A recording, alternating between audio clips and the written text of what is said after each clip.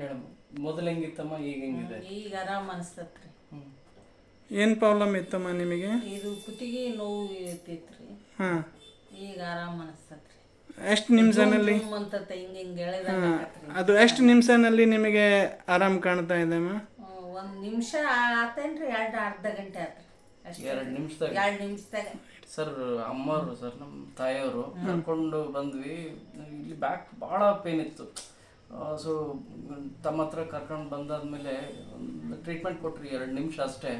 So ಈಗ ಎಷ್ಟು relax ಆಗಿದೆ ಅಂದರೆ ಅವ್ರು ಹಿಂಗೆ ಗೋಣ್ ಹಿಂಗೆ ಅಲ್ಲಾಡ್ಸಕ್ಕೆ ಆಗ್ತಾ ಇದ್ದಿಲ್ಲ ಸರ್. ಈಗ ಎಷ್ಟೋ 1000 ರೂಪಾಯಿ ಈಗ ಬಂದ್ರು ಭಾಳ ಈಗ ರಿಲ್ಯಾಕ್ಸ್ ಆಗಿದೆ ಸರ್. ನಿಜವಾಗ್ಲೂ ಟ್ರೀಟ್ಮೆಂಟ್ ತೊಗೋಬೇಕು ಸರ್. ಈಗ ಎಂತೆಂಥವು ಎಷ್ಟು ದುಡ್ಡು ಕೊಟ್ರು ಕೂಡ ಟ್ರೀಟ್ಮೆಂಟ್ ಆಗಲ್ಲ. ಬಟ್ ಇಲ್ಲಿ 5 ನಿಮಿಷಕ್ಕೆ ಇಮಿಡಿಯೇಟ್ ರಿಲೀಫ್ ಆಗಿದೆ. ಆಯುರ್ವೇದಿಕ್ ಡಿಲೇ ಅಂತಾರೆ, ನನ್ನ ಪ್ರಕಾರ ಡಿಲೇ ಅಲ್ಲ ಸರ್, ಪರ್ಫೆಕ್ಟ್ ಟ್ರೀಟ್ಮೆಂಟ್ ಆಗ್ತದೆ. ನಿಮ್ಮ ಕೂಡ ಟ್ರೀಟ್ಮೆಂಟ್ ಆಗ್ತದೆ. ಆಯುರ್ವೇದಿಕ್ ಚೆನ್ನಾಗಿ ಅನಿಸ್ತಾ ಇದೆ?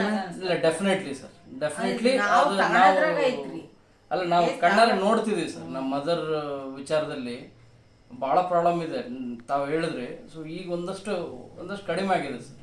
ಓಕೆ ನಿಮಗೆ ಸ್ಯಾಟಿಸ್ಫ್ಯಾಕ್ಷನ್ ಇದೆ? ಆರಾಮ ಐತ್ರಿ. ನೀವು ಈಗ ಮುಂದೆಗಳು ಸ್ವಲ್ಪ ಸರಿಯಾಗಿ ತಗೊಂಡೆಲ್ಲ ಆರಾಮ್ ಮಾಡೋದು ನೋಡ್ಬೇಕಮ್ಮ. ನೀವು ಹಂಗೆ ಹೇಳ್ತಾನ Ayurvedic ಬಗ್ಗೆಮ್ಮ?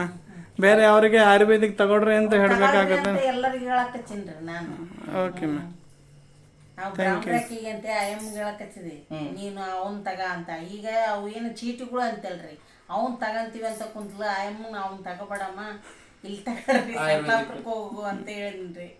Okay, thank you. Thank you.